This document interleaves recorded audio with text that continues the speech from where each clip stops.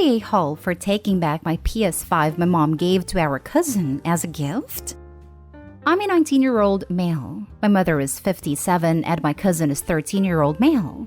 So I waited until 2021 November to try PS5. I've been trying since release. And on the 22nd of November, I finally got one. I was so excited to do everything with this console and couldn't wait that I bought another controller and so many games to have with this baby even though I took out a bit of my time/savings. But this is also the time when people take Christmas presents into consideration, and I kept this like a present to myself.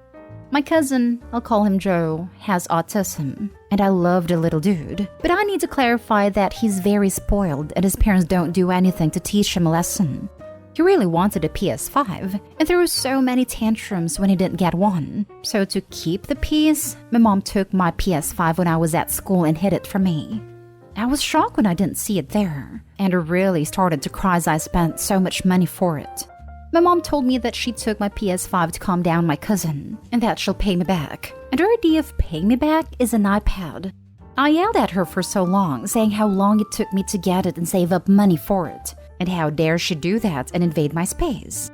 She hung up on me saying I wasn't being myself and giving me time to calm down. But I wasn't ready to calm down. I went to my cousin's house, rang up the doorbell, took my PS5 and games. I forgot to mention she took the games as well. A £300 iPad isn't going to cover £700 worth of stuff. And then went home. My aunt tried to stop me saying how this is all my sweet baby wants for Christmas. But I didn't care and drove straight home. My whole family's giving me so much pressure, saying I should give it back as it's not my right to go against my mother's wishes. I do feel kind of bad since his family is not that financially stable. And them buying a PS5, if they can find one, will screw up some stuff. So am I the a-hole? Now for the top comments. Not the a-hole. It's yours and your mother stole it. That's a crime now. Family or not, doesn't matter. Yeah, it's sad that your cousin's family doesn't have much money, but it's still a crime to steal stuff then. My sister used to give my stuff away. I always took it back from the person who got my stuff. I told her one more time and I'll report her to the police, because it's mine. If your mother want to gift him a PS5, she can buy one and give it to him. This one is yours. My mom used to give away my stuff, so I started giving her stuff away. She never gave away anything of mine again. It's petty, but I'd love for Opie to offer one of his mother's belongings as compensation to the aunt. Not stay home, but make sure you either take it with you or lock it up every time you leave. She will give it back. I hate how families like that. You work your butt off for your things and they try to give them away. I've put a lock on the room where I keep all of my important things, so I don't have to go through it again. Lock receipts and pictures, including a photo of the receipt in your email or storage, whether it's USB drive, cloud, or both. Not stay home. However, I'm guessing your mom did this because she doesn't really understand the difference between a PS5 and an iPad. Seems odd, I know, but I've encountered situations where people think any computer-esque device is either a laptop or an iPad. Tell her to get your cousin the iPad. Tell your mom to go buy him one with her money. Good luck. Next story is titled, Am I the a-hole for not letting my cousin borrow my wedding dress? 5 years ago, I got married, and I had a costume wedding dress made by my mother-in-law. My mother-in-law has since passed in a car accident. It was so unexpected, and it broke my husband's heart. So now we are saving the wedding dress for my daughter who was named after my mother-in-law. My cousin Gigi, no direct blood relationship with my mother-in-law, is now wanting to wear my wedding dress. Her mother and my granny are all on this warpath that this is her dream dress, and I should let her wear it. That it would be a tribute to my mother-in-law. Again, this is my side of the family and no direct relationship to my mother-in-law. Gigi was obsessed with my wedding dress when I had it, and she has already said she wanted to wear it. Gigi is not my size, much larger front and hips, so the dress would have to be majorly altered. My husband said no. He wants to have our daughter wear it when she's grown up, and have it altered for her or turned into a veil. My daughter is under a year, and my family said that's years off, and that I should let them borrow it now. My cousin has turned petty at my refusal, and has disinvited my parents, siblings, and their children. She told us because I'm costing her thousands of dollars because she's had to pay for a dress to look like mine. And she's also mad because I won't lend her my dress to have it copied because I 100% don't trust her with it. My auntie and granny have banned me from their life over this because it's the one thing my cousin has wanted since she saw me in my wedding dress. I was told if I don't do this, I'm cut off from any events my granny hosts. And my mom is too because she has raised such a selfish and entitled daughter. Not today, home. They are being ridiculous. However, please don't pressure your daughter to wear it when she's older. She deserves her own dream. Good point. A wedding dress that your dad grandmother made that your parents have been saving for you your entire life. That's a huge obligation for something that should be a personal choice. Obviously, but most wedding dresses have tons of fabric. So most can be reused as potentially anything, within reason. I have a family friend that turned her 80s wedding dress into christening gowns for her grandkids, and there's still material left over. Not stay whole, but your family has inspired me. There is an amazing apartment with a terrace in my building that I have wanted ever since we moved in. I'm going to knock on their door and demand the apartment, because apparently if you see something you like, you are automatically entitled to it. Absolutely. If they stop you, they're standing in the way of your dream. Or write off the entire side of the family, because they could all pressure Opie into doing something she said no to. What a psycho. He had a former sister-in-law that wrote off the entire side of her husband's family, a brother, side of the family over a comment one person, not immediate family, made to her, which she took as a rude comment. My mother never saw her grandchildren grow up. 12 years later, my brother finally divorced her. Completely toxic situation. And sadly, we don't really have a connection to the kids. Not stay home. She is only entitled to what she can afford. I would caution you to make sure you place your dress in a very secure place. You don't want them showing up to visit, only to later discover they stole your dress. Next story. Am I the a-hole for hiring a babysitter without asking and forwarding the bill to my brother? Plus a little update. I, 23 female, have a nephew and niece, 5 and 7 years old. My brother called last week and asked me to take them for 2 days as he and my sister-in-law had a doctor's appointment out of state.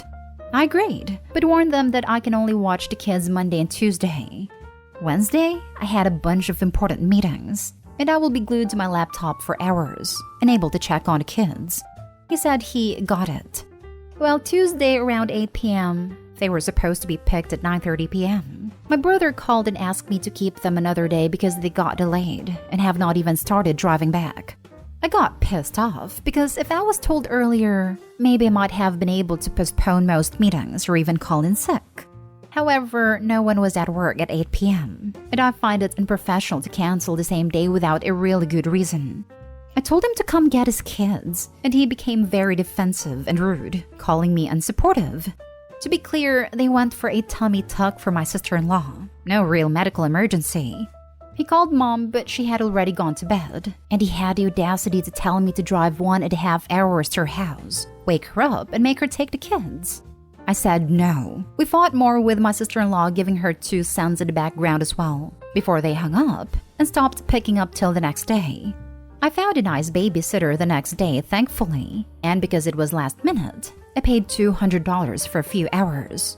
Still mad, I just forwarded a bill to my brother, expecting him to pay. My sister-in-law called and screamed her butt off, calling me a irresponsible witch, because how dare I leave her kids with a stranger? I was in the middle of work still, and hung up on her and just forwarded a bill to her as well. An hour later, my mom showed up at my house and took the kiddos. Now my brother is still refusing to pay, and my mom said I was petty. Things come up, and it was wrong of me not to consult them before hiring a babysitter for so much money. Am I the a-hole? Edit. I don't think I explained well everything because I am still angry. Some facts I missed. I called twice my brother in the morning to inform him of the babysitter. He did not pick up. My mom will work 1 to 2 p.m., and if I had taken the kids to her house, it would have been her neighbor, Marcy, watching them. I start work at 8 a.m., so as you can imagine, I would have had to get the kids up at 4 a.m. and run out the house at 4:30 a.m. to be safe if there is traffic. And that particular day, I worked overtime, so from 8 a.m. to 8 p.m. If I wanted to save my brother some money, I would have had to screw both with the kids' sleeping schedule and mine. Plus, Marcy was not answering at 9 p.m. We were pretty sure she could take them, but my mom confirmed this only at 7 a.m., which means my workday would have been postponed to at least 10:30 if I was to drop them off with Marcy. Hope this makes sense. Also, I work from home. I was keeping an eye on the babysitter and children. Also to add, my work is productivity-based. I have to file a report every Friday on what I have done and someone goes over it. Some days I work an hour or two, others I stay 14 hours coding. My mom knows this well, and she argued my meetings can be postponed till the next day, which they could, but it would leave a very bad impression with my superiors, as one of the meetings concerned a promotion I had asked for, and they were reviewing my projects and productivity. I am 23, this is my dream job. Maybe my work would have understood considering how chill they usually are, but I was not taking a chance. My career means a lot to me. Now for the top comments before the little update. Not today, home. How would you be able to consult them if they stopped answering their phones?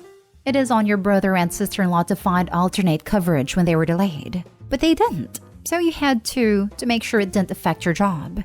They knew you had to work on Wednesday, and their only thought was to have you drive 1.5 hours to physically wake up your mom? Nah, I can see if she maybe lived 10 to 30 minutes away, but not 1.5 hours. They shouldn't have stopped communicating and need to pay up. This whole situation is on them, and don't let anyone convince you otherwise. Your only downfall was agreeing to watch their kids so your sister-in-law could have plastic surgery. This is the thing that shocked me the most. Have your kids. In what world would you stop picking up for well over 12 hours? What if I was not calling to fight, but for something related to their health and well-being? Yup. You don't stop communicating with a person who has your children without a really good reason. And them being told they needed to abide by the original agreement times is not a valid reason to ignore your calls or texts. Not stay home. You gave them the days you were available. They agreed to those days. They tell you 1 hour before they were supposed to pick them up you were getting stuck with them another day despite knowing your situation. For them to call 1 hour before pickup and haven't even left yet means they knew hours previous to that call that they weren't going to make it in time, but chose to not say anything until the last minute, and they wanted you to fix the situation by picking up your life doing a 3-hour round trip to wake your mom up in the middle of the night because they are irresponsible. I'd 100% put my foot down and say until the money's repaid, no future babysitting will be happening for any length of time for any reason at all. After this behavior, no babysitting, period. I spent a better part of my nights panicking what to do and thinking of a very good life for work. I maybe slept 2 to 3 hours waiting for the morning to start calling babysitting agencies, and if no luck, my manager and get an earful from him. Not stay home. They can afford a tummy tuck and several nights away in a hotel. Then they can afford to pay for babysitting. You might not get the money back, but pay the sitter. Then never take their kids again. Not even 10 minutes. Oh, and tummy tucks aren't a real easy recovery. Definitely let them experience the consequences of no longer having you as a resource when she has her vanity procedure. Now for the little update. I sent this post to my brother, sister-in-law, and mom, and they all went nuts.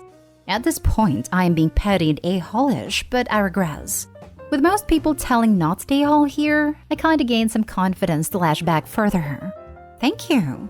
You can all rest assured my brother and sister-in-law are pissed our family's dirty laundry was aired on the whole wide web. Insert an eye roll because account is anonymous, and I have not mentioned any names of parties involved. I have been uninvited from Easter, and I was informed I can stick my $200 where the sun doesn't shine. Well, worth it to annoy them.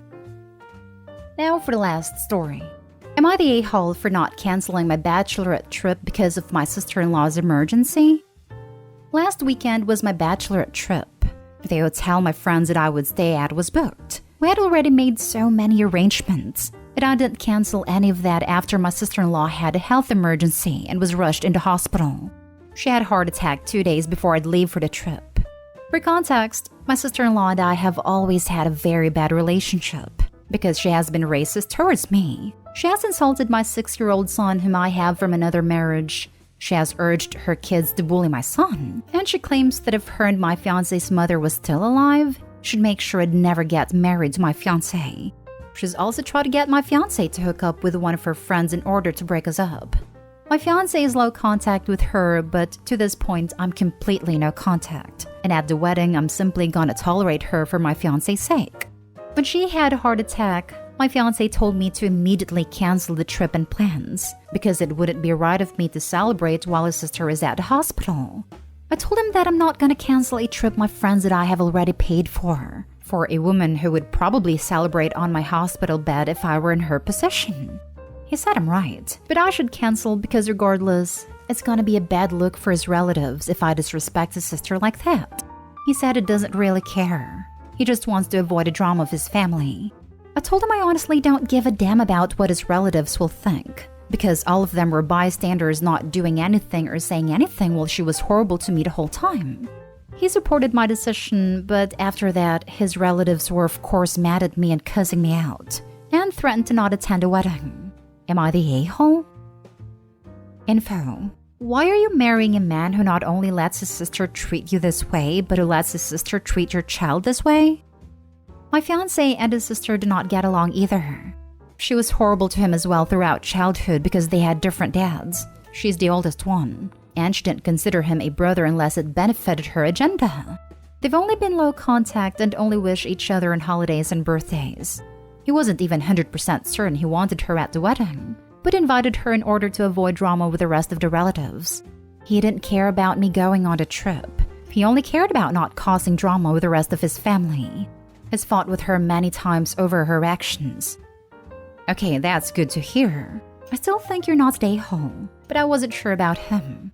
I can't blame him for not wanting drama with the extended family, but if they know how she treats you, then they shouldn't fault you either. And like you say, they're all to blame for not defending you to her. I mean, there is peacekeeper, then there is pushover. There are times to keep the peace, but having someone being racist towards your fiancé and encouraging the bullying of your future stepchild is not it. I would blow up any relationships I had to get that kind of person out of my life personally. Your fiancé is avoiding conflict at your expense. The only people his appeasement policy helps are himself and his racist sister. Not stay home. Sounds like it worked out if the toxic relatives won't attend a wedding. Yep, go and enjoy yourself. If any relatives want to miss the wedding over this, good riddance.